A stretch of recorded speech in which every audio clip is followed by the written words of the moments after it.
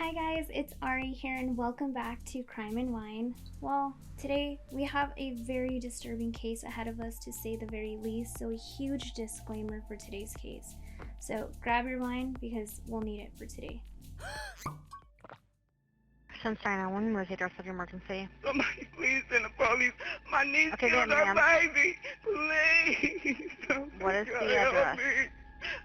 5957 Wildwood. Okay, ma'am. Lord, help me.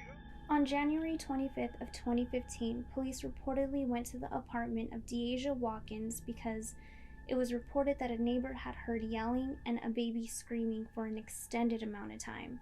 When the police arrived, they found baby Jayniah crying and 20-year-old Deasia screaming. Officers said that Deasia smelled marijuana and refused to hand over the baby. When they took her daughter, she apparently, quote, passed out with her eyes open. According to the child's father, he said that Deasia had been acting crazy lately and speaking of demons.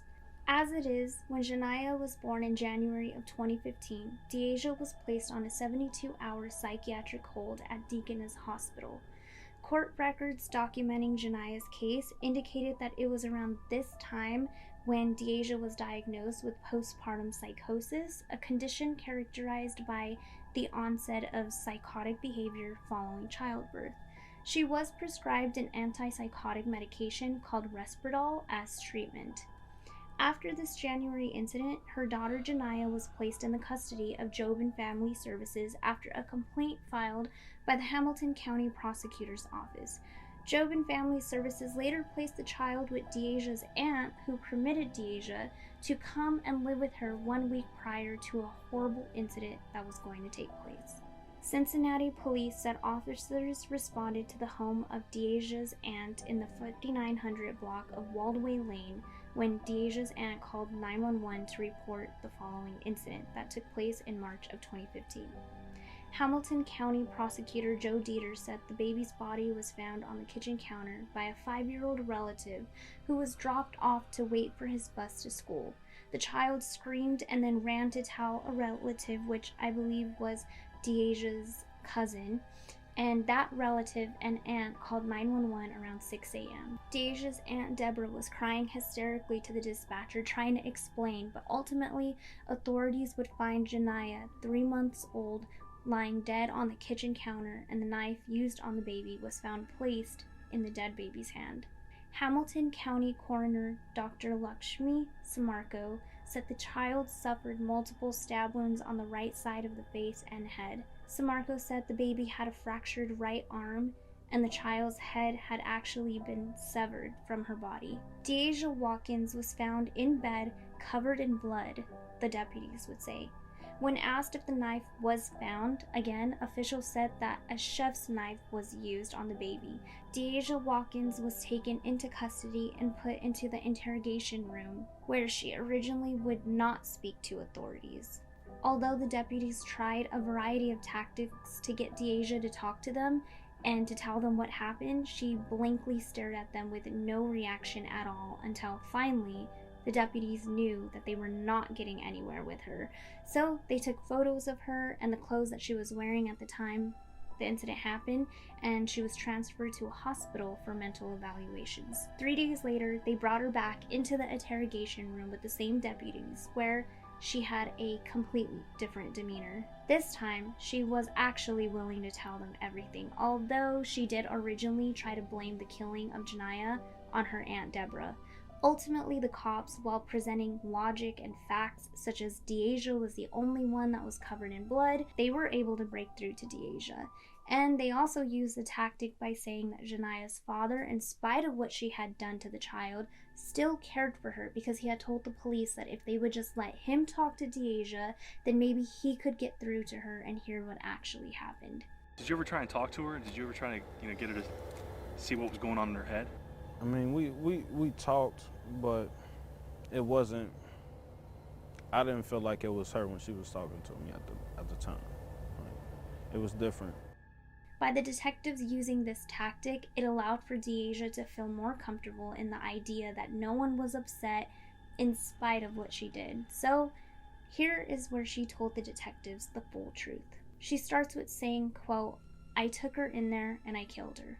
Deasia goes on to tell exactly what happened, which, again, huge disclaimer for this next part. She says that she was going to change Jayniah's diaper, but Jayniah kept crying and screaming, which caused Deasia to get frustrated that she wasn't able to change her, so she ended up throwing her across the room. She goes on to say that after doing this, Jayniah was still not dead, so she picked her up and banged her head 4 times against a bookshelf. And unfortunately, Deasia claims that Jayniah was still not dead, so as if all of this is not upsetting in itself, it gets worse. Deasia then says she picks up a big stick, which crime scene photos would later show that there was actually a broken lamp in the room, which is assumed to be what Deasia would hit the baby with in the head 4 times. Again, Deasia says the baby was still not dead, so that's when she took her to the kitchen to kill her.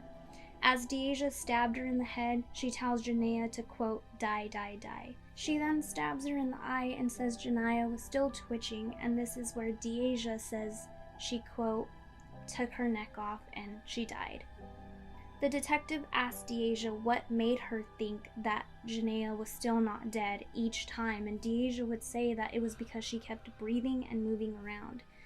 And the last part of her confession just blows my mind, because the detectives asked Deasia what she did with the knife after killing her, and she says that she placed the knife in Jayniah's hand, and wait till you hear why she says she did this. Well, it's because, quote, so it would look like Jayniah did it to herself.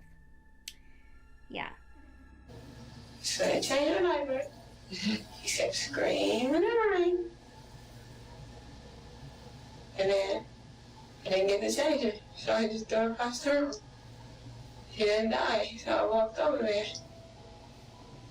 I picked her up and banged her head and gets bookshelf 4 times. Then, after she wasn't dying there, he clipped the big old stick and hit her in the head 4 times. She wasn't dying fast enough. Yeah, that's when I ran in the kitchen to kill her and raise her off. Took the knife on out, stabbed her in her head, told her to die, die, die. Stabbed her in the eye. She was still touching. Just cut her neck. How many times did you cut to get her neck severed? Until it sliced off. Once you started stabbing her, what made you think you needed to cut her head off after that? She wouldn't die.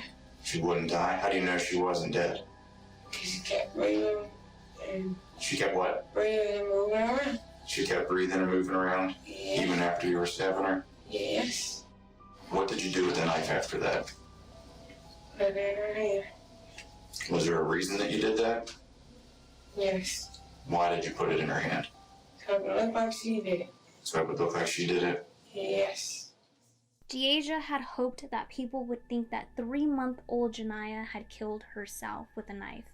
Deasia originally pleaded not guilty by reason of insanity to her aggravated murder charge, and the judge had ordered she complete psychiatric treatment and was later deemed fit to stand on trial.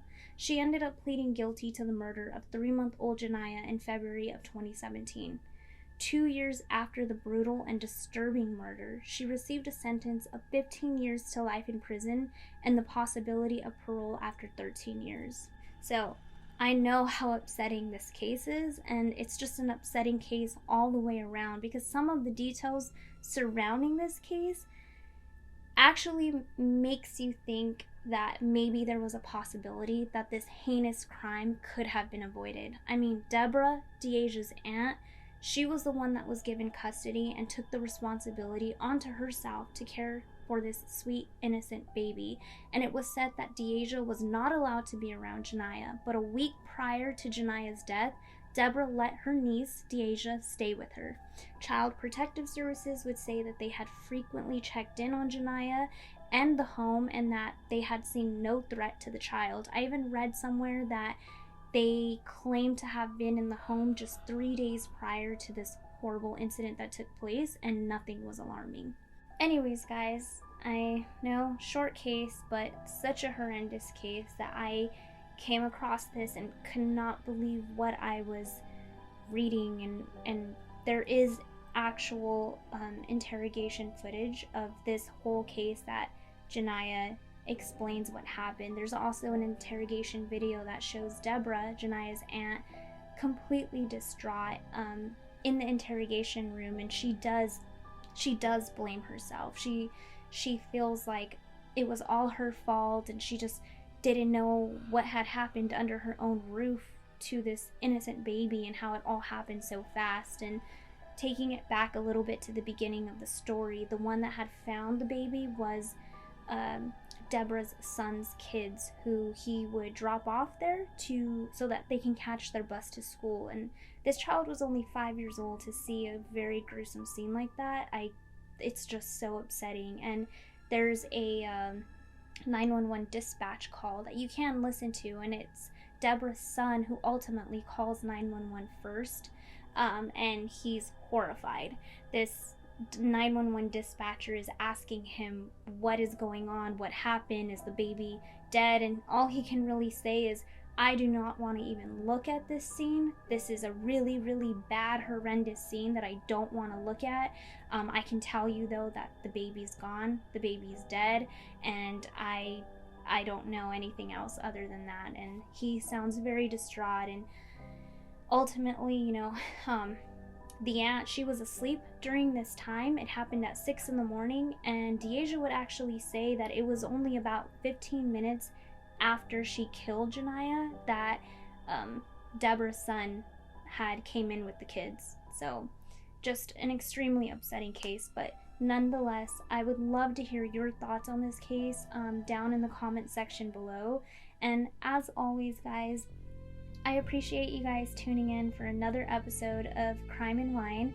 So I'd appreciate it so much if you like and subscribe to my channel, and I'll see you guys back here in our next Crime and Wine episode.